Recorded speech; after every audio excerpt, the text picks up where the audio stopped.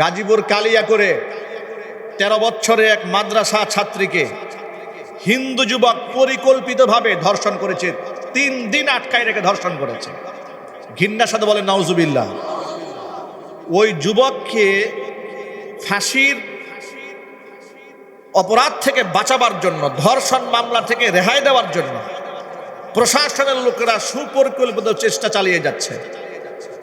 মাওলানা আতাউর রহমান বিক্রমপুরী যশোরের এক সিংহ পুরুষ, একজন আলেম, তথ্য উপাত্ত নিয়ে ইতিমধ্যে আপনারা দেখেছেন ফেসবুক সোশ্যাল মিডিয়াতে ভাইরাল হয়েছে। প্রশাসনের কাছে গিয়েছে, প্রশাসন ভুল ইনফরমেশন তাদের পেজে ছেড়েছে যে এই মেয়ের সাথে নাকি ছেলের অবৈধ সম্পর্ক ছিল ইত্যাদি ইত্যাদি। মামলাকে ধামাচাপা দেওয়ার জন্য মরিয়া হয়ে উঠেছে। আমার প্রশ্ন হচ্ছে, যেই দেশে সংখ্যালঘুরা যদি ভিকটিম হয়, সামান্য একটা টিপ কাণ্ডে পুলিশ প্রশাসনের চাকরি চলে গেছে, এই ইতিহাসটা আপনাদের মনে আছে। তো হিন্দু যদি তথাকথিত হিন্দুরা, তথাকথিত বাম এবং রামেরা যদি অধিকার থেকে বঞ্চিত হয় বলে সামান্য আওয়াজ ওঠে, প্রশাসন ঝাঁপায় পড়ে, বুদ্ধিজীবীরা ঝাঁপায় পড়ে, সুশীলরা ঝাঁপিয়ে পড়ে। পক্ষান্তরে মাদ্রাসার ছাত্রী ধর্ষিতা হয়েছে, কারো কোনো আওয়াজ নাই, মুখের মধ্যে কুলুপ এঁটে বসে আছো। মনে রেখো, এই ছাত্রীকে যারা ধর্ষণ করেছে হিন্দু যুবক, অবশ্যই তার মৃত্যুদণ্ড কার্যকর করা না হলে গোটা বাংলাদেশের টেকনাফ থেকে তেতুলিয়া, রূপসা থেকে পাথুরিয়া পর্যন্ত আন্দোলনের দাবানল জেলে উঠবে। কথা বলতে হবে মুসলমান, ঠিক কিনা? প্রিয় মুসলমান ভাইরা আমার, অমুসলিমদেরকে আমরা শত্রু মনে করি না। কোরআনের ভাষায় আল্লাহ বলে দিয়েছেন, সূরা মুজাদালার মধ্যে আল্লাহ পাক কি সুন্দর বলে দিয়েছেন, লক্ষ্য করেন। সূরাতুল মুমতাহিনার মধ্যে আল্লাহ বলেছেন, লা ইয়ানহাকুমুল্লাহু আনিল্লাযীনা লাম ইউকাতিলুকুম ফিদ-দীনি ওয়া লাম ইউখরিজুকুম মিন দিয়ারিকুম আন তাবাররুহুম ওয়া তুকসিতু ইলাইহিম ইন্নাল্লাহা ইউহিব্বুল মুকসিতিন। যেই সমস্ত অমুসলিমরা তোমাদের সাথে ধর্মীয় যুদ্ধে লিপ্ত হয় নাই, তোমাদেরকে এলাকা থেকে তাড়িয়েও দেয় নাই, তাদের সাথে ভালো আচরণ করতে আমি আল্লাহ তাআলা তোমাদেরকে নিষেধ করি না, এমনকি তাদের সাথে ইনসাফ করতেও আমি আল্লাহ পাক বারণ করি না। ইন্নাল্লাহা ইউহিব্বুল মুকসিতিন, আমি আল্লাহ তাআলা ইনসাফকারীদেরকে ভালোবাসি। জোরে জোরে বলেন সুবহানাল্লাহ। সুতরাং সাধারণ হিন্দু যারা আছে, এদের সাথে আমার কোনো দুশ্মনী নাই, কিন্তু যেই কুলাঙ্গার আমার বোনকে ধর্ষণ করেছে তার সাথে আমার শত্রুতা আছে না নাই? জোর আওয়াজে বলতে হবে, আছে না নাই? যেই কুলাঙ্গার নর্থ সাউথ বিশ্ববিদ্যালয়ে আল্লাহর কোরআন ছিঁড়ে ঠান্ডা মাথায় পাড়িয়েছে অপূর্ব পাল নামক হিন্দু কুলাঙ্গার, এর সাথে আমার শত্রুতা আছে না নাই? হিন্দু কুলাঙ্গারের ফাঁসি হতে হবে। আল্লাহর কোরআন যে পাড়িয়েছে, আল্লাহর কোরআনের সাথে বেয়াদবি হয়েছে, তার ফাঁসি হোক। এটা কি আপনারা চান? কারা কারা চান? এবার দুহাত দেখতে চাচ্ছি আমি। গোটা বাংলাদেশ থেকে আওয়াজ তুলতে হবে। অনেক মুসলমানরা এই জায়গায় নীরব থাকে, রাজনীতির স্বার্থে রাস্তার মধ্যে ক্যাম্পেইন করে, বলে হিন্দু মুসলিম ভাই ভাই অমুক মার্কাই ভোট চাই। নাই বাংলাদেশে? আরো জোরে। তো হিন্দু যুবক যে তোমার আল্লাহর কোরআন পারালো, তুমি তো কোনো প্রতিবাদ করলে না। কথা ঠিক কিনা জোরে বলেন। এখন আপনি বলবেন না হয় একজন করে ফেলেছে, তো আবার কেউ কেউ দেখলাম বলেছে যুবকটা পাগল, মাথা ঠিক নাই। আমার প্রশ্ন হচ্ছে, মাথা ঠিক নাই তো বাইবেল তো পারাইলো না, কথা বলেন, বেদ তো পারাইলো না। এমন পাগল বেছে বেছে শুধু কোরআন শরীফ পারাতে মনে চায়। ফাঁসির কাস্টে ঝুলাই দিলেই পাগরামি ঠিক হয়ে যাবে, ঠিক কিনা বলেন? আপনি বলবেন সেনা অপরাধ করেছে, অন্যান্য হিন্দুরা তো অপরাধ করে নাই। বাংলাদেশে হিন্দু মহাজোট আছে, পূজা কমিটি আছে, আছে না ভাই? পূজা উদযাপন কমিটি আছে, হিন্দু বৌদ্ধ খ্রিস্টান ঐক্য পরিষদ আছে। এই এত বড় বড় বড় সংগঠন, অন্ততপক্ষে সকলের তো এই ব্যাপারে বিবৃতি দেওয়া দরকার ছিল যে কোরআন শরীফ যারা পাড়িয়েছে যে ছেলেটা, তার অবশ্যই বিচার হওয়া দরকার। তারাও কোনো আওয়াজ করে না। এর মানে কি জানেন? আমার কোরআন, আমার ইসলাম যদি ভিকটিম হয়, তাহলে ওরা কোনো আওয়াজ করবে না। পক্ষান্তরে ওরা ভিকটিম হলে আমার দেশের কিছু মুনাফিক আছে ঝাঁপিয়ে গিয়ে পড়ে আগলা পিরিত দেখাবার জন্য। আল্লাহর কথায় চূড়ান্ত, মুশরিকরা কোনোদিন মুসলমানদের আপন হতে পারে না। আল্লাহর কথা এই দেশের মুসলমানরা ভুলে গেছে বিদায় আজকে মুসলমানদের কলিজার মধ্যে আগুন লেগেছে, কপালে দুঃখ আর দুর্দশা নেমে এসেছে আল্লাহর কোরআনের কথা ভুলে যাওয়ার কারণে। দেখুন আল্লাহ পাক কি বলেছেন, আল্লাহ পাকের ভাষায় শোনায়, লাতাজিদান্না আশাদ্দান নাসি আদাওয়াতাল লিল্লাযীনা আমানুল ইয়াহুদা ওয়াল্লাযীনা আশরাকু। ইমানদারদের জন্য দুইটা জাত হচ্ছে দুনিয়াতে সবচেয়ে বড় চরম শত্রু। একটা জাতির নাম হচ্ছে ইহুদি জাতি, আরেকটা জাতির নাম হচ্ছে মুশরিক জাতি। ইহুদিরা যে মুসলমানদের কত বড় দুশমন, এটা ফিলিস্তিনের মাটির দিকে তাকালে আপনারা দেখতে পারেন। ঘুমন্ত শিশুদেরকে কেমনে হত্যা করেছে, তাবুর মধ্যে গিয়ে কিভাবে হত্যা করেছে, হসপিটালের মধ্যে কিভাবে মেরেছে। তারা যেন খাবার না খেয়ে হাড্ডি সার হয়ে মরে যায়। নিজেরা তো খাবার বন্ধ করে দিয়েছে, বাহির থেকে যেন খাবার ঢুকতে না পারে তারও ষড়যন্ত্র চালিয়েছে।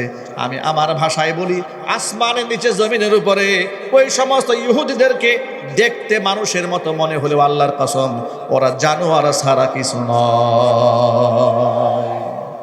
এই জানোয়ারদের বিরুদ্ধে মুসলমানদের ঐক্য গড়ে তুলতে হবে। কথা ঠিক নেবে ঠিক? এই হচ্ছে মুসলমানদের একটা শত্রু। আরেকটা শত্রু হচ্ছে মুশরিক। এটা আমার ভাষা নয়, এটা আল্লাহর ভাষা। আল্লাহ বলছে ওয়াল্লাযীনা আশরাকু, যারা শিরিক করে মুশরিক, এরা মুসলমানদের ইমানের শত্রু। কথা বলে না কেন? কি শত্রু? ইমানের শত্রু। আপনি যে পূজা মণ্ডপে গিয়া এদের সাথে লাড্ডু ভাগাভাগি করেন, আপনি যে শুভেচ্ছা জ্ঞাপন করেন, আপনার তো ইমানে গায়রত নাই, আপনার তো লজ্জা থাকা উচিত, আপনার তো শরম থাকা উচিত। ওমর ইবনুল খাত্তাব রাদিয়াল্লাহু তাআলা আনহু বলেছেন, মুশরিকদের পূজা অর্চনার সময় তোমরা তাদের অনুষ্ঠানের মধ্যে অংশগ্রহণ করবে না, কারণ ওই মুহূর্তে আল্লাহর পক্ষ থেকে তাদের উপর গজব নাজিল হয়। মুসলমানরা এতটাই ব্যক্তিত্বহীন হয়েছে, একজনকে তো দেখলাম পূজায় গিয়া এক আলেম গীতা পাঠ করা শুরু করছে। কথা বলে না কেন? আরেকজন দেখলাম রামকৃষ্ণের কাহিনী বলতে গিয়ে আবেগে কান্না করে দিছে। আছে না নাই? আমরা আল্লাহকে দোয়া করি, আল্লাহ পাক যেন রামকৃষ্ণের সাথে ওর হাসর করায় দেয়। কথা ঠিক না ব্যাঠিক জুড়ে বলেন? রামকৃষ্ণের কথা বলে আবেগে কান্না করে দিয়েছে। ওরে যদি মুসলমান বলা হয় তা আবু জেহেলকে এক নম্বর মুসলমান বলতে হয়। কথা ঠিক না ব্যাঠিক জুড়ে বলেন? তাওহীদের ক্ষেত্রে মুসলমান কোনো আপোষ চলবে না, আল্লাহর একত্ববাদের সাথে আপোষ চলবে না। আমরা ইব্রাহিমের সন্তান। হযরত ইব্রাহিম এই দুনিয়াতে মূর্তি পাহারা দেওয়ার জন্য আসেন নাই, মূর্তিকে শুভেচ্ছা দেওয়ার জন্য আসেন নাই। মূর্তি ভাঙার অপরাধে ইব্রাহিম আলাইহিস সালাতু ওয়াস সালামকে অগ্নিকুণ্ডের মধ্যে ফেলে দেওয়া হয়েছিল। মুহাম্মদ রাসূলুল্লাহ সাল্লাল্লাহু আলাইহি ওয়াসাল্লাম মক্কা বিজয়ের পরে হাতের লাঠির ইশারায় 360 খানা মূর্তি ভেঙে টুকরা টুকরা করে দিয়েছিলেন। কোরআন মাজিদ 4টা জিনিসকে শয়তানের নাপাক কর্মকাণ্ড বলেছেন, পরিহার করতে বলেছেন, তাহলেই মুসলমানদের সফলতা আসবে। কোরআন মাজিদ আল্লাহ তাআলা সূরা মাঈদায় 4টা জিনিসকে শয়তানের নাপাক কর্মকাণ্ড বললেন। আল্লাহর ভাষায় শোনায়, আল্লাহ পাক বলেন, ইয়া আইয়ুহাল্লাযীনা আমানু ইন্নামাল খামরু ওয়াল মাইসিরু ওয়াল আনসাবু ওয়াল আজলামু রিজসুম মিন আমালিশ শাইতান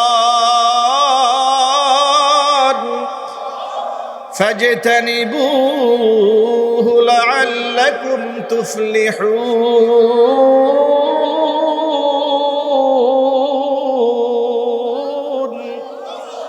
আল্লাহ পাক বলেন, ও ইমানদারেরা, ইন্নামাল খামরু, 1 নাম্বার হচ্ছে মদ, 2 নাম্বার হচ্ছে মাইসির জুয়া, 3 নাম্বার আনসাব মূর্তি সমূহ, 4 নাম্বার ওয়াল আজলাম ভাগ্য নির্ধারণকারী তীর, রিজসুম মিন আমালিশ শাইতান সব হচ্ছে শয়তানের নাপাক কর্মকাণ্ড। ফাজতানিবুহু, এগুলা পরিহার করতে হবে। লাআল্লাকুম তুফলিহুন, পরিহার করলে তোমাদের জীবনে সফলতা বয়ে আনবে। জোরে কোন সুবহানাল্লাহ। এই অপারেটর, এই বক্সের আওয়াজ দাও না, এত কাছ থেকে কথা বলা যাচ্ছে না। সাইড বক্সে আওয়াজ দেন, সাইড বক্সে আওয়াজ দেন। কথা এত কাছ থেকে বলতে হয় যে একটু সরে গেলে আওয়াজ বন্ধ হয়ে যায়। একটু পিছিয়ে বসে না, একটু এটা আওয়াজটা দিলে অপারেটর নাই এখানে। আচ্ছা চাপাই না, ঠিক আছে, যদি সাউন্ডটা বাড়াইলে হবে।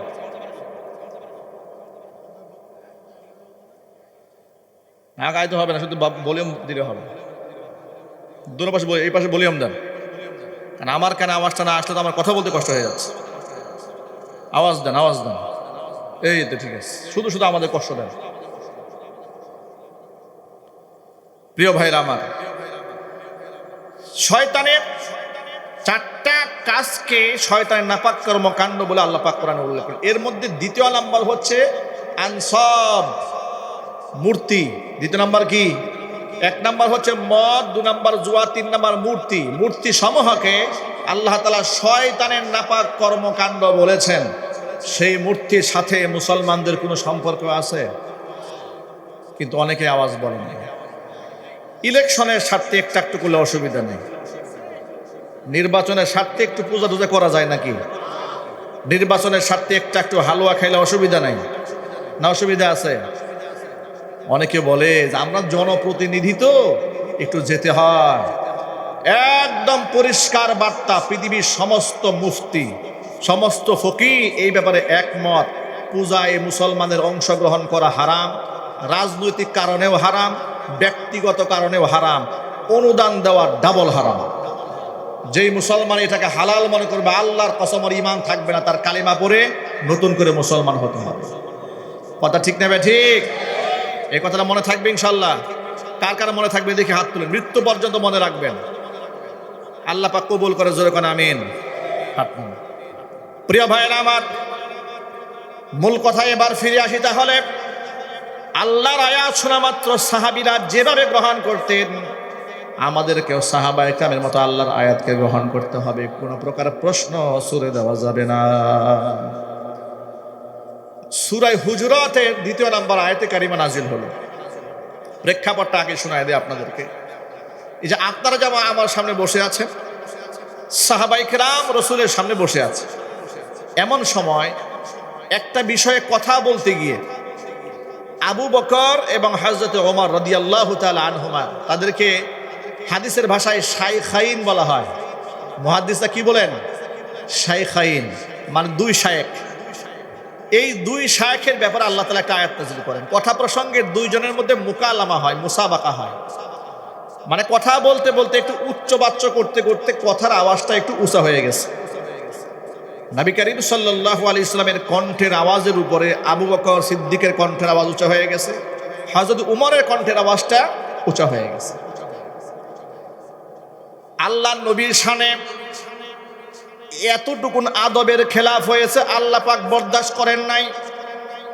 সূরা হুজুরাতের 2 নম্বর আয়াত আল্লাহ নাজিল করে দিলেন। আল্লাহ বললেন, ইয়া আইয়ুহাল্লাযীনা আমানু লা তারফাউ আসওয়াতাকুম ফাওকা সাওতিন নাবিয়্যি ওয়ালা তাজহারু লাহু বিল কাউল ولا تجهروا له بالقول كجهر بعضكم لبعض أن تحبط أعمالكم وأنتم لا تشعرون।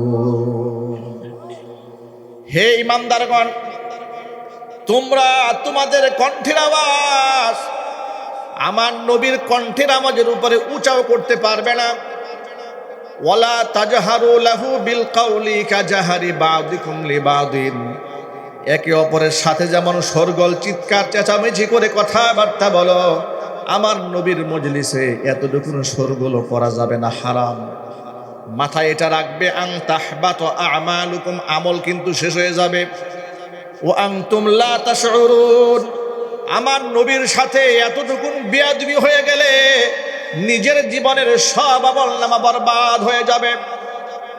এই আয়াতটা নাজিল হওয়ার পরে সাহাবায়ে কেরাম এত ভয় পেয়ে গেলেন, এত সন্ত্রস্ত হয়ে গেলেন, নবীদের সামনে কথা বলতে গিয়া আবু বকর সিদ্দিক রাদিয়াল্লাহু তাআলা আনহু থরথর করে কাঁপতেন, হযরত উমর এত ভয় পেতেন, আস্তে আওয়াজে কথা বলতেন। অনেক সময় নবীজি সাল্লাল্লাহু আলাইহি সাল্লাম বলতেন, আবু বকর আপনি কি বলেছেন আওয়াজটা শুনতে পারেন, আপনি আরেকটু জোর আওয়াজে কথা বলেন।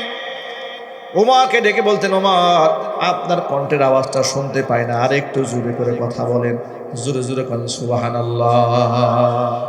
এই আয়াতটা নাজিল হওয়ার পরে মদিনার আনসারী একজন সাহাবীর নাম ছিল সাবিত ইবনে কয়েস রাদিয়াল্লাহু তাআলা আনহু। এই সাবিত ইবনে কয়েস তিনি এমন একজন মানুষ, জন্মগতভাবে শিশুকাল থেকেই আল্লাহর পক্ষ থেকে সৃষ্টিগতভাবে তার কণ্ঠের আওয়াজটা একটু উঁচা বড়। কিছু কিছু সমাজে মানুষ থাকে দেখেন যে দারাজ কণ্ঠের অধিকারী, ঠিক না ভাই? মানে আস্তে কথা বলতেই পারে না। আমাদের এলাকাতেও আমরা এরকম লোক দেখেছি, বিভিন্ন মঞ্চে বক্তব্য দেওয়ার সময় খুব দারাজ গলায় বক্তব্য দিতে পারেন, মানে বলার বয়সটা খুব স্ট্রং ভয়েস, এরকম কিছু লোক আছেন সমাজে। তো সাবিত ইবনে কয়েস হচ্ছেন এরকম খুব দারাজ গলার অধিকারী। সাবিত ইবনে কয়েস এমন ভয় পেয়েছেন আয়াত নাজিল হওয়ার পরে, তিনি মুহাম্মদ সাল্লাল্লাহু আলাইহি ওয়াসাল্লামের সামনে আসেন না, ঘরের মধ্যে বসে আছেন। আল্লাহর নবী তাকে নামাজে পাচ্ছে না। সাবিত ইবনে কয়েস নামাজে নাই। নবীজি সাল্লাল্লাহু আলাইহি ওয়াসাল্লাম জিজ্ঞেস করলেন, কি ব্যাপার সাবিত ইবনে কয়েসকে দেখতে পাচ্ছি না, কি হয়েছে তার, সে কি অসুস্থ নাকি? এমন সময় সাদ বিন মুআজ রাদিয়াল্লাহু তাআলা দাঁড়ালেন, দাঁড়িয়ে বলেন, ইয়া রাসূলুল্লাহ আমি সাবিত ইবনে কয়েসের বাড়ি চিনি, আমি তার বাড়িঘর চিনি, আপনি যদি আমাকে অনুমতি দেন তো আমি তার বাড়ি থেকে খোঁজখবর নিয়ে আসতে পারি যে আসলে ঘটনা কি ঘটেছে, সে কেন মসজিদে আসে না কিংবা আপনার সামনে আসে না। এবার সাদ বিন মুআজ রাদিয়াল্লাহু তাআলা আনহু সাবিত ইবনে কয়েসের বাড়িতে গেল, গিয়ে দেখে সাবিত ইবনে কয়েস খুব লজ্জিত হয়ে মাথা নত করে বসে আছে। সাদ বিন মুআজ তাকে বলছে, মা লাকা ইয়া সাবিত ইবনে কয়েস, ও সাবিত কি হয়েছে তোমার? তোমাকে নবী করিম সাল্লাল্লাহু আলাইহি ওয়াসাল্লাম স্মরণ করছেন, তোমাকে পাচ্ছে না মসজিদে, কি হয়েছে তোমার? এই কথা শুনে সাবিত ইবনে কয়েস জবাব দিয়ে বলে, কদ হালাকতু, আমি তো শেষ, আমি তো ধ্বংস হয়ে গেছি। আল্লাহ তাআলা হুজুরাতে আয়াত নাজিল করেছেন, নবীর কণ্ঠের আওয়াজের উপর যদি কারো কণ্ঠ যায় তার আমল নামা শেষ। তা আমার তো গলার যে আওয়াজ, যে ভয়েস, এটা তো আমি লুকিয়ে রাখতে পারবো না, আমি রাসূলের সামনে গেলেই শেষ। বরং আমার ভয় হচ্ছে বিগত জীবনে যত পাপ আমার হয়েছে, আমার জন্য জাহান্নাম ওয়াজিব হয়ে গেছে, আমি লজ্জায় শরমে নবীর সামনে যেতে সাহস পাচ্ছি না। আল্লাহু আকবার বলেন। ভাইরা, আদব কাকে বলে দেখেন, তিনি তো ইচ্ছা করে রাসূলের সামনে আওয়াজ দেন নাই, শুধু আয়াত নাজিল হয়েছে যে রাসূলের সামনে উচ্চ আওয়াজে কথা বলা যাবে না। অনিচ্ছাকৃত রাসূলের সামনে বিয়াদবি হয়েছে মনে করছেন তার আমল শেষ হয়ে গেছে, ভয় পেয়ে যাচ্ছেন। এই সংবাদটা যখন সাদ বিন মুআজ নবীজির কানে গিয়ে দিল, আল্লাহর নবী রাহমাতুল লিল আলামিন জবাব দিয়ে বলছেন, সাদ বিন মুআজ তাড়াতাড়ি যাও সাবিত ইবনে কয়েসের কাছে গিয়ে বলো, আমি মুহাম্মদুর রাসূলুল্লাহ সাল্লাল্লাহু আলাইহি ওয়াসাল্লাম সাক্ষ্য দিচ্ছি, নিঃসন্দেহে তুমি আল্লাহর জান্নাতি। ভাইরা আমার, কে জান্নাতি আর কে জাহান্নামী এই ঘোষণা তো আমার দেওয়ার ক্ষমতা নেই, আপনারও দেওয়ার ক্ষমতা নেই। কোনো পীর সাহেবের দেওয়ার ক্ষমতা আছে নাকি ভাই? কিন্তু আমাদের দেশের পীর সাহেবরা কিন্তু জান্নাতের ঘোষণা দেয়, কথা বলেন। আরে বাবা, রেকর্ড আছে আমাদের কাছে, ডাইরেক্ট বলে এই দরবারে মুরিদ যদি কেউ হয় তার কবরে কোনো ফেরেশতা সওয়াল জবাব করতে আসবে না। এর ঈমান আছে? আরো জোরে বলতে হবে, ঈমান আছে? ঈমান শেষ।